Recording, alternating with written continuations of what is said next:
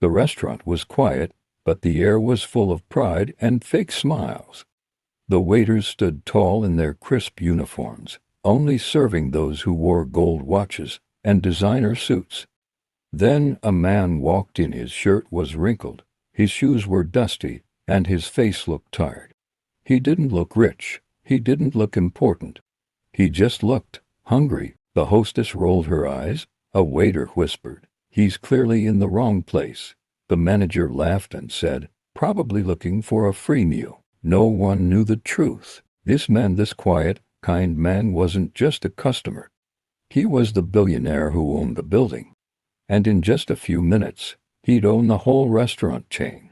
And he was here to find out who deserved to stay and who had to go. Welcome to Quiet Chronicles. Don't forget to like and subscribe for more exciting stories. In the heart of the city, on a quiet, clean street surrounded by tall glass buildings, stood a restaurant called La Rue Royale. It wasn't just any restaurant. It was a place only the wealthiest people visited. The kind of place where the menu didn't show prices because if you had to ask, you couldn't afford it. The floors were shiny marble. The chairs had gold edges. The lights above sparkled like stars. Everything looked expensive because it was expensive. But what made this place even more famous was its staff. They didn't just serve food. They judged people the moment they walked in. There was Clara, the hostess, who stood near the front door. She wore red lipstick and a tight smile. She had a sharp eye for jewelry and could spot a fake Rolex in seconds. If you wore a cheap suit, she noticed. If your shoes weren't shiny, she made a note of it. She believed only important people deserved a table. Then there was Marcus, the head waiter. He was tall, thin, and walked like he was on a fashion runway. He carried a silver notepad and always gave customers a look up and down before asking if they had a reservation. If you didn't look rich enough, he suddenly couldn't find your name on the list. And then there was Mr. Leonard, the restaurant manager. A man in his 50s, always in a black suit, always checking his watch. He ran the restaurant like a king ran a castle. He didn't smile much. But when he did, it was only for VIP customers. The kind of people who drove black cars with drivers. The kind who wore designer suits and tipped without looking at the bill. Every day at La Rue Royale, the same routine played out. Rich businessmen, famous actresses, powerful lawyers, and social media stars walked through the doors, and they were treated like royalty. The staff rushed to pull out chairs, pour wine, and call them sir or ma'am. They got the best seats near the window. But if someone looked average or worse, the energy changed. The smiles faded, the voices turned cold. The staff would suddenly say, "We're fully booked today," or "Sorry, we have a private event." That was their way of saying, "You're not welcome here." It didn't matter how kind or polite the person was. What mattered was how expensive their shoes looked and how much money they seemed to have. And that's how the staff at La Rue Royale worked, polished on the outside, but proud, cold, and heartless inside. They believed this was the right way to treat people, but they had no idea. Today would be different. Today, someone was coming. Someone who looked poor but was richer than all their guests combined. And he wasn't just there to eat. He was there to watch, to test, and to change everything. It was just after noon. The lunch crowd had started to arrive. The sound of quiet piano music filled the restaurant. Glasses clinked. Soft laughter echoed from the corner where a rich couple sipped champagne. Everything felt perfect. Clara stood near the door with her arms crossed, scanning the room like a guard at a royal gate. Then the door opened, and everything changed. A man stepped in. He wasn't like the others. No shiny watch, no brand-name suit, no cologne cloud behind him. He wore an old brown jacket, faded jeans, and shoes that looked like they had walked 1,000 miles. His gray hair was messy, and his hands looked tired like they had worked hard for years. He stood there for a moment, holding the door, letting a cold breeze slip into the warm restaurant. Everyone turned to look. Forks froze in the air. Glasses paused at lips. The air felt heavy. Clara's eyes narrowed. Marcus leaned forward from behind the bar, whispering, "Who let him in?" Mr. Leonard was in the corner checking his schedule. He looked up and raised an eyebrow. "Is that a delivery guy?" he said under his breath. But the man didn't flinch. He walked forward slowly, quietly. His eyes scanned the room not with fear, but with calm, as if he had seen places like this 1,000 times before. And he already knew what kind of people worked inside. He stopped at the front desk and smiled gently. "Good afternoon," he said. "I was wondering if I could have a seat. Just a small table, if that's all right." Clara forced a smile but stepped back half a step. "Do you have a reservation, sir?" "No," he said kindly, "but I hoped there might be a spot. I don't need much." She glanced at Marcus. Marcus rolled his eyes. "We're fully booked," he said, already turning away. The man looked around. There were at least 5 empty tables. He didn't argue. He didn't beg. He simply nodded. "I understand," he said softly. "I'll wait then." He stepped to the side and stood near the coat rack. Quiet, still, not bothering anyone. But his presence made the staff uncomfortable. "Should we call security?" one of the waiters whispered. "Not yet," Leonard said. "Let's see how long he plans to stand there. He'll probably leave when he realizes we're not serving him." But the man didn't leave. He just stood there, watching, waiting, and not a single person knew. He had just written a check that morning, a check that would make him the new owner of this restaurant chain. But first, he wanted to know what kind of people worked here. He wanted to see how they treated those with no gold, no title, and no power. And what he saw would decide their future. The man stood quietly near the front of the restaurant, his hands folded, eyes calm. He didn't speak. He didn't complain. He just waited. But to the staff, his silence was strange. Clara leaned in toward Marcus and whispered behind her menu, "Why is he still here?" Marcus chuckled under his breath. "He must think this is a soup kitchen." Another waiter, Jacob, peeked from the kitchen doors. "Maybe he's lost or drunk," he asked. "No drunk person stands that straight," Clara snapped. "He's just ... poor." The staff laughed softly, not because the man had done anything wrong but because he didn't look like them. He didn't fit the image they believed this restaurant was built for. Mr. Leonard, standing near the bar, took a sip of his espresso and watched the man from across the room. He smirked. "I've seen this before. Some old man wants to experience the high life. Probably spent his last few dollars on a bus ride here." Clara shook her head. "He's wasting our time." But the man remained still. He didn't react. He didn't seem hurt or agree. He simply watched. His eyes moved from the staff to the guests, to the shining walls, and the sparkling chandelier, and then back to the empty table by the window. He didn't ask again, and the fact that he didn't ask made them nervous. "What is he waiting for?" Marcus asked. "Maybe someone sent him," Clara whispered. "A critic, the journalist." Mr. Leonard scoffed. "Please, a journalist doesn't wear shoes with holes." They all laughed again, louder this time. The rich customers nearby smirked. One man in a navy blue suit even called out, "Hey, waiter, I think someone's lost." The staff chuckled. Clara rolled her eyes. Marcus said loudly enough for the man to hear, "Some people just don't know when they're not welcome." Still, the man didn't move, and every time someone spoke rudely, he watched. He was quiet, but inside, he was learning. He was listening. He was remembering every face, every voice, and every word, because soon, the people laughing would be begging, and the only one who had shown him any kindness so far hadn't even spoken yet. But she was watching too. Her name was Emily, and she was about to change everything. The soft sound of forks scraping plates continued. Waiters moved around the restaurant, serving dishes that cost more than a week's rent. But near the entrance, the old man still stood, silent and patient. His eyes drifted once more to the empty table near the window. White cloth, polished silverware, and touched wine glasses, waiting for someone important. Waiting for someone who looked the part. Clara couldn't take it anymore. She took a deep breath, straightened her name tag, and marched over. "Sir," she said, with a smile so fake it almost cracked, "I'm afraid we can't serve you today.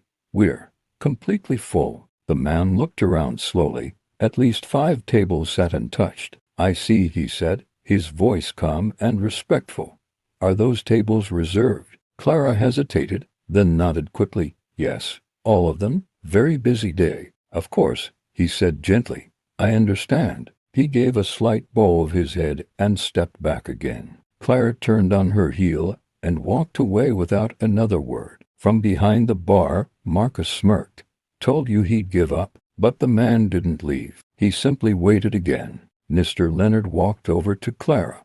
"Why is he still here?" "I told him we were full." "Then tell him to leave," politely, but firmly. Clara hesitated. What if someone sees? He's not doing anything wrong. "Exactly," Leonard said sharply. "He's making us look bad. People are watching. Handle it." Clara nodded and turned back, but before she could say a word, a voice interrupted from behind. "Would you like me to take care of him?" It was Emily, a young waitress with kind eyes and soft brown hair tied in a simple ponytail. She had been quietly setting napkins on the far side of the room. She had seen everything, the laughter, the comments, the lies. She stepped forward now, holding a small menu in her hand. "I can take him to table 7, she said. "It's not reserved." Clara glared. "Emily, that's not your call. I'll handle the order myself. He's not hurting anyone. And he's been nothing but polite." Mr. Leonard stepped over now, his eyes sharp. "Emily, we don't want the wrong kind of attention. If someone like him sits down, people might start asking questions." Emily didn't move. She looked the manager in the eye. "Or they might start respecting us for treating everyone with basic kindness." There was a long silence. Mr. Leonard gave a short, fake laugh. "Fine. Go ahead. If you want to waste your time, be my guest. But don't expect a tip." Emily smiled softly and turned toward the man. "Sir," she said kindly, "if you're still hungry, I can get you a table." The old man looked at her, really looked at her for the first time, and he smiled. "Thank you," he said. "That would mean a lot." Emily nodded and led him toward table 7, near the back corner. No view, no spotlight, but for him, it was perfect. As he sat down, the restaurant whispered again. Customers glanced over. Staff shook their heads. Mr. Leonard grumbled under his breath, but the man didn't care. He had seen what he needed to see. The lies, the pride, the cruelty, and now, finally, a little light. One good soul among many shadows. And soon, the shadows would be exposed. Emily gently placed the menu on the table. "I'm Emily," she said with a kind smile. "I'll be taking care of you today." The man returned the smile. "Thank you, Emily. That's very kind of you." She noticed the rough skin on his hands that had done real work. There was a quiet strength in his voice, the kind you don't hear often. The kind that comes from years of being ignored, yet never losing grace. "Would you like something to drink?" she asked. "Just water, please." Emily nodded. She brought back a cold glass and placed it on the table. He took a sip, then opened the menu, scanning the fine print. Lobster risotto, truffle steak, imported wine. He looked back up at her with soft eyes. "Would it be all right if I ordered something small?" he asked. "Maybe just the soup of the day and a piece of bread." Emily blinked. He could have chosen anything. Most people here ordered the most expensive dishes just to show off. But this man asked for something even simpler than the cheapest item on the menu. "Of course," she said gently. "Would you like anything else?" He shook his head. "This is more than enough." Emily smiled, coming right up. As she walked away, Marcus leaned over her shoulder. "Soup and bread," he whispered with a laugh. "That'll barely cover the tablecloth." Emily frowned. "He's not here to impress anyone. He's here to eat." "Exactly," Marcus muttered. "He doesn't belong." But Emily ignored him. Back at the table, the man sat with his hands folded, watching the sunlight through the window. He didn't seem nervous or ashamed. In fact, He looked content. Other waiters kept glancing at him, shaking their heads.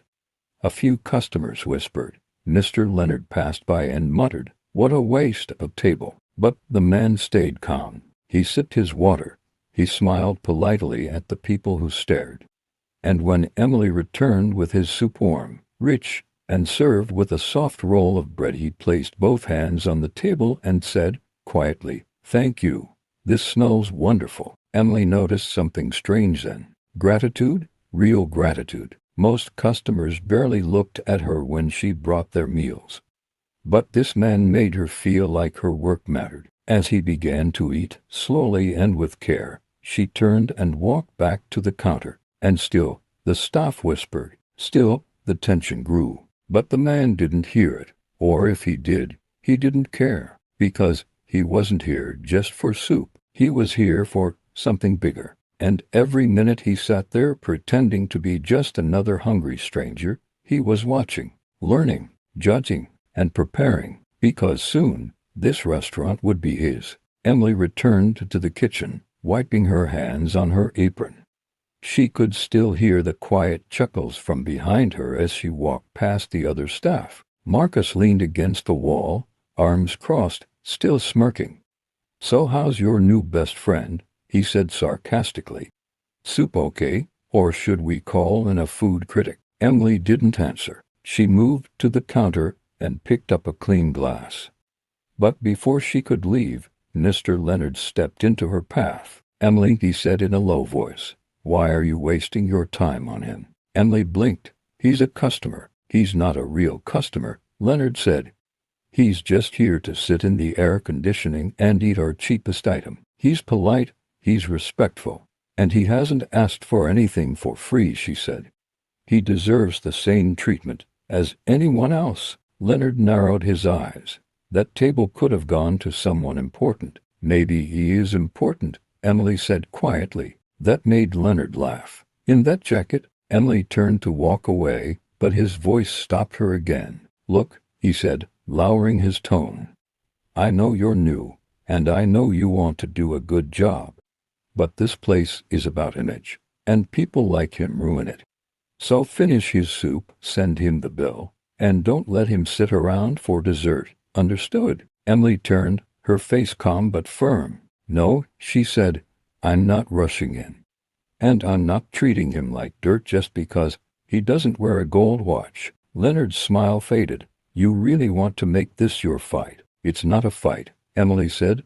"It's service." For a moment, they just stared at each other. Then Emily turned and walked away. Back at the table, the man looked up as she approached, his spoon halfway to his mouth. "Everything all right?" he asked. She nodded. "Everything's fine." He gave a small smile. "Thank you again for your kindness." Emily smiled back. Kindness shouldn't be rare.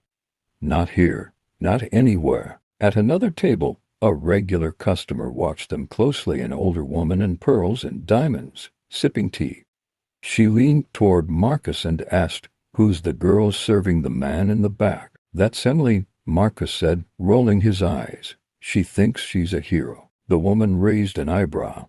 "I think she's the only one here who understands class." Marcus bit his tongue, embarrassed. Back at the table, the man folded his napkin gently. "I won't forget this," he said quietly. Emily tilted her head. "The soup?" He chuckled softly. "No, the way you treated me." Emily didn't understand what he meant, not yet, but she smiled anyway. And just a few feet away, Mr. Leonard watched with rising frustration. He had no idea that the man Emily was defending was already making notes in his mind. Notes about the staff, about the way they treated people, and about who deserved to stay and who needed to go. Emily returned to the man's table with a warm smile. "Did you enjoy the soup?" she asked softly. The man wiped his mouth with his napkin. "It was perfect, just what I needed." "I'm glad," she said.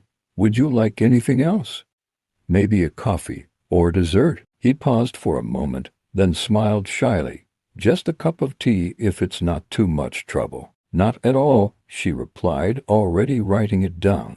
"Would you like lemon or milk with it?" "Just plain is fine." "Thank you, Emily." As she walked toward the kitchen, she passed Marcus again, who leaned closer and whispered with a smirk, "Let me guess now, he wants dessert." Emily didn't answer. Clara stood at the hostess stand, arms folded, shaking her head. "He's still here, Emily. Don't let him make you look soft." Emily glanced over her shoulder. "I'd rather look soft than cruel." She continued into the kitchen, while the voices behind her turned cold. "She's making us look bad. She never lasts here if she keeps this up. She's new, doesn't know how things work." Meanwhile, at table 7, the man sat calmly, watching the staff from a distance. He saw the way they treated Emily, the way they whispered, the way they rolled their eyes every time she passed by. But he also saw something else. He saw that she never once changed her tone. She never raised her voice. She never let the negativity touch the way she served him. When she returned with his tea, she placed it down gently, as if serving a king. "There you are," she said, "hot and fresh. Let me know if you need anything else." The man looked up at her, and for the first time, his eyes weren't just calm, they were curious. "May I ask you something, Emily?" he said. "Of course. You've seen how your coworkers treat me. Why are you different?" Emily thought for a moment. "My mother used to say, you can tell who someone really is by how they treat people who can do nothing for them." She shrugged. "Maybe I just believe that still matters." The man nodded slowly. "Your mother is a wise woman." "She was," Emily said softly. "She'd passed away last year." The man's expression changed, gentle sympathy in his eyes. "I'm sorry to hear that." "Thank you," she said. "She taught me to never judge anyone by how they look. That kindness doesn't cost a thing." The man looked down at the teacup in front of him, then back at her. "In a world like this, you're rare, Emily." Emily gave him a soft smile. "I just try to do what's right." He nodded once more, and took a sip of his tea. Across the room, Mr. Leonard stood behind the bar, arms crossed. He was no longer amused. "Enough is enough," he muttered. "If she doesn't wrap it up soon, I'll do it myself." But the man already knew. He knew the faces of the proud, and he knew the heart of the humble, because he wasn't just a man looking for lunch. He was watching, choosing, and very soon, he would reveal the truth that would shake the entire staff to their core. The tea steamed gently on the table. The man sipped it slowly, enjoying each moment. Emily had stepped away to give him space, but she kept an eye on him from the counter, just in case he needed anything. Then, heavy footsteps echoed across the marble floor. Mr. Leonard. He walked straight toward the table, holding a receipt in his hand and a fake smile on his face. Emily saw him coming. Her heart sank. "Excuse me, sir," Leonard said, standing over the man. "I wanted to personally check in." The man looked up calmly. "Of course." Leonard placed the receipt on the table, firm and loud. "Here's your bill," he said. "You've been here a while, and we do have a time limit for guests, especially during peak hours." The man glanced at the bill. "Soup and tea, that was all. Not even $15. "I understand," he said gently. "I'll pay right away." But Leonard didn't move. He leaned in just a little. His voice dropped lower. "Look, I'll be honest with you. This place is in single quotes T. for everyone. We serve a certain kind of clientele." The man met his eyes, still calm, still polite. "I see," he said. Leonard went on, "We don't want to be rude, but we also can't have people lingering who don't fit the image, you know." The man nodded. "And what image is that?" Leonard blinked. "Well, people who belong here." The man placed his napkin down slowly. "Let me ask you something," he said quietly. "How do you know who belongs and who doesn't?" Leonard straightened. "It's not hard to tell." Emily stepped forward. "Mr. Leonard." Leonard held up a hand. "Please, Emily, I've got it under control." He turned back to the man. "We're running a high-class establishment here. It's not personal, but people judge us based on who we serve." He didn't raise his voice. He didn't argue, but something in his eyes changed. It wasn't anger. "I've learned a lot today," he said quietly. Leonard scoffed. "About how we serve soup?" "No," the man said, standing slowly. "About who you really are." And just then, the front doors opened. A man in a suit walked in, clean, sharp, with a leather folder under his arm. He looked around the restaurant, spotted the older man, and smiled. "There you are, sir," he said. "The car is waiting. And your signature is needed on the final contract. Everything's ready. The restaurant is officially yours." The entire room froze. Clara dropped her menu. Marcus dropped a glass. Leonard's smile vanished. Emily's eyes widened. The suited man walked over and handed the folder to the old man. "Once you sign this last page, sir, the chain is officially under your name, all 23 locations." The old man took the pen. His hand was steady. He looked at Mr. Leonard. "At first, I wanted to buy the restaurant quietly," he said. "I thought it would be fun to visit as a customer, to see how it felt, to feel the heart of the place." He signed his name with a flourish. "But now, I see clearly." He handed the folder back. "Some of you serve food, others serve ego." Leonard's face was pale. The man turned to Emily. "But one person served with kindness. She treated me with respect when there was nothing to gain. And that kind of heart," he smiled, "that's who I want representing this place." He looked back at the rest of the staff. "Effective immediately, there will be changes, big ones." Leonard stammered. "Wait, sir, I didn't know if I had." "It's not about what you knew," the man said. "It's about who you are when no one's watching." He turned to Emily. "I'd like you to be the new manager." Emily gasped. "What, me?" "You saw a person, not a wallet. That's the kind of leadership we need." She stared at him, speechless. The old man smiled gently and reached into his coat pocket. He handed her a business card. "Come by the office tomorrow," he said. "We'll go over the details." Then he turned and walked out, calm and quiet, just like when he came in. But now the room was completely still. No laughter, no snide remarks, only silence. Emily looked down at the card in her hand, her fingers shaking, and from across the restaurant, Mr. Leonard stepped back, speechless and small, because everything had changed, and no one saw it coming. The morning sun lit up the glass windows of the restaurant, but this time, something felt different. But this time, something felt different. Staff gathered inside, talking in hushed tones. The air was heavy, tense. Clara nervously adjusted her lipstick. Marcus stood at the espresso machine, barely making eye contact with anyone. Even the head chef looked nervous, polishing silverware with shaky hands. Mr. Leonard sat alone near the bar, staring into his half-empty coffee cup. They all knew what today was. The new boss would arrive, the one who now owned everything, the one they all mistreated. Just then, the door opened. Shoes clicked gently across the floor. But it wasn't the old man. It was Emily. She stepped in slowly, wearing the same waitress uniform, but with a quiet confidence no one had ever seen before. All heads turned. Clara blinked. "Emily." Marcus stepped forward. "Where's the new owner?" Emily held up the card in her hand. "He asked me to be the new manager." Silence. Mr. Leonard stood quickly. "There must be a mistake." Emily turned toward him. "There's no mistake." She took a deep breath, then added, "I start today." Mr. Leonard's face flushed red. "I've managed this place for 7 years." And in one afternoon, Emily said softly, "You showed him everything he needed to know." Marcus shook his head in disbelief.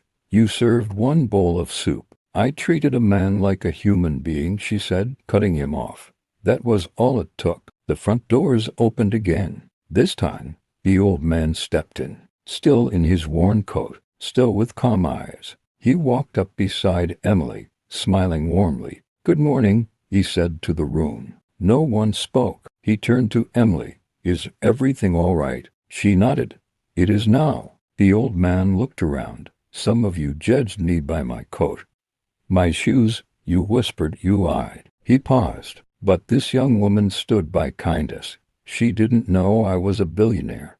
She didn't know I owned 23 restaurants. She just did the right thing." He smiled again. "And that's why she's the new manager. Not because she's perfect, but because she leads with heart." Mr. Leonard opened his mouth to protest, but the old man simply held up a hand. Your final paycheck is being prepared. Kindly leave your keys at the door." Leonard froze. Then slowly he took the keys from his pocket, placed them on the bar, and walked out head down. No one said a word. After he left, the old man turned to the rest of the staff. "This restaurant is changing. No more pride. No more showing off. From now on, everyone is welcome, no matter what they wear or what they order." He looked around the room. "And if anyone has a problem with that, you're free to leave." A long pause. No one moved. Then slowly, Clara stepped forward. "I'd like to stay," she said quietly, "and learn." Marcus looked at Emily. "Me too." Emily gave a small nod. And just like that, something beautiful began.